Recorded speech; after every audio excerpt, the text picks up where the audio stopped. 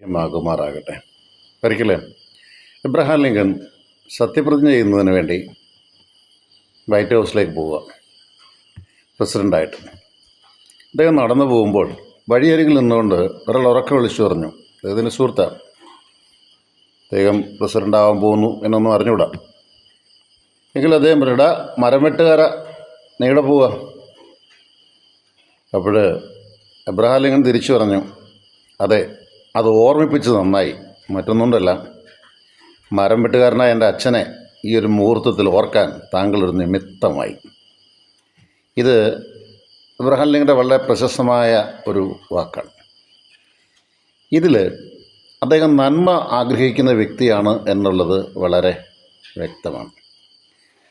നന്മ ആഗ്രഹിക്കുക, എത്രത്തോളം നന്മ മറ്റുള്ളവർക്ക് ലഭിക്കണമെന്ന് നിങ്ങൾ ആഗ്രഹിക്കുന്നോ അതിൻ്റെ 10 മടങ്ങായിട്ട് നന്മ നിങ്ങളിലേക്ക് വന്നുകൊണ്ടേയിരിക്കും. തിന്മയാണ് ആഗ്രഹിക്കുന്നെങ്കിൽ അതും അതുപോലെ തന്നെ വരും. നന്മയും സന്തോഷവും ആഗ്രഹിക്കാത്തവരായി ഭൂമിയിൽ ആരും ഇല്ല. എന്നാൽ ഞാൻ നിങ്ങളുടെ ചോദിക്കുന്നത് മറ്റൊരു ചോദ്യമാണ്. നിങ്ങൾക്ക് നന്മയുടെ നിർമ്മിതാക്കളാകാൻ സാധിക്കുമോ? നന്മയുടെ വാഹകരാകാൻ സാധിക്കുമോ? പ്രൈവറ്റ് മേഖലകളിലും ഗവൺമെൻറ് മേഖലകളിലും ജോലി വേണമെന്ന് നിങ്ങളൊക്കെ ആഗ്രഹിക്കാറുണ്ട്, നമ്മളൊക്കെ ആഗ്രഹിക്കും. എന്നാൽ നിങ്ങൾക്ക് ജോലിയുടെ ദാതാവാകാൻ സാധിക്കുമോ? കൊടുക്കാൻ സാധിക്കുമോ? സാധാരണ എൻ്റെ മോട്ടിവേഷൻ ക്ലാസ്സിലൊക്കെ ചോദിക്കുന്ന ചന്ദനത്തിരി നമ്മൾ കത്തിച്ചു വെക്കും ഈശ്വരൻ്റെ മുമ്പിൽ, അല്ലെങ്കിൽ ഈശ്വരന് നമ്മൾ നേർച്ച കാഴ്ചകളൊക്കെ അർപ്പിക്കും. ഈ ചന്ദനത്തിരി ഉണ്ടാക്കിയ ആളിന് വേണ്ടി ഒരിക്കലെങ്കിലും നിങ്ങൾ പ്രാർത്ഥിച്ചിട്ടുണ്ടോ? അല്ലെങ്കിൽ നേർച്ച കാഴ്ചകൾ സമർപ്പിക്കുമ്പോൾ ഈ അരി, ഈ മലര്, ഇതാരാണ് ഉണ്ടാക്കിയത്? ആ ആളിനെ നിങ്ങൾ എന്തെങ്കിലും ഓർത്തിട്ടുണ്ടോ? ഓർക്കണം. അകത്തിരിക്കുന്ന ഈശ്വരനേക്കാൾ പുറത്തു നിൽക്കുന്ന അടുത്തു നിൽപ്പോരനുജനെ കാണാൻ അക്ഷികളില്ലാത്തവർക്ക് അരൂപരീശ്വരൻ അദൃശ്യനായാൽ അതിലെന്താശ്ചര്യം എന്ന് കവി ചോദിച്ചിട്ടുണ്ട്. അപ്പോൾ നമ്മൾ അത് ഒന്ന് കണ്ടെത്താൻ, നമ്മുടെ അടുത്ത് നിൽക്കുന്ന ഇത് നിർമ്മിച്ചവരാരാണ് എന്ന് കണ്ടെത്താൻ സാധിക്കും. അതോടൊപ്പം തന്നെ നന്മ അനുഭവിച്ചാൽ മാത്രം പോര സുഹൃത്തെ, നന്മ നമ്മൾ മറ്റുള്ളവർക്കൂടെ കൊടുക്കണം.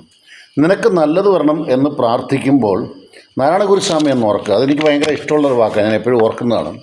അവനവൻ ആത്മസുഖത്തിനായി ആചരിക്കുന്നവ അവരന് സുഖത്തിനായി വരണം. പിന്നെ അത് വളരെ ആഴമായൊരു താത്വികമായി ചിന്തിക്കേണ്ട, അല്ലെങ്കിൽ എല്ലാ മനുഷ്യരും ചിന്തിക്കേണ്ട ഒരു കാര്യമാണ്. നമ്മൾ നമ്മുടെ വീട്ടിൻ്റെ വേലി കെട്ടുമ്പോൾ അപ്പുറത്തവൻ്റെ വഴി അടച്ച് കെട്ടിയാൽ അതിനകത്ത് എന്താ പറയുക? നമ്മുടെ വീട്ടിലോട്ട് പട്ടി കയറാതിരിക്കാൻ അടുത്ത അയലത്തുകാരൻ്റെ വഴി അടയ്ക്കേണ്ട ആവശ്യമുണ്ടോ?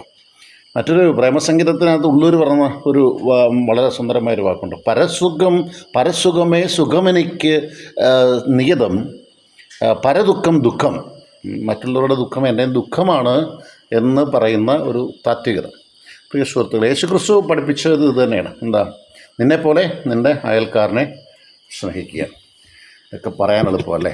സാറിന് ഇവിടെ നിന്ന് പറയാം, അല്ല എനിക്കിവിടെ നിന്ന് പറയാൻ നിങ്ങൾ ചിന്തിക്കും. സുഹൃത്തുക്കളെ, മനസ്സിൽ തിന്മ നിറയ്ക്കുന്നവൻ കാണുന്ന സകലതിലും തിന്മ നിറയ്ക്കും. എന്നാൽ മനസ്സിൽ നന്മയുള്ളവൻ എല്ലാ മുകുളങ്ങളിലും നന്മ കാണും. ഞാൻ തൽക്കാലം ഒരു വാക്കൂടെ പറഞ്ഞ് അവസാനിപ്പിക്കുന്നു.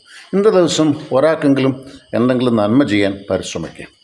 2, എഴഞ്ഞു പോകുന്ന അട്ട കണ്ണില്ലാത്തതാ, കുതിരയ്ക്ക് കൊമ്പില്ലാത്തതാ.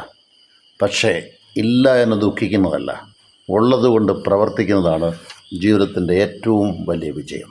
ജോൺസൺ കരൂർ.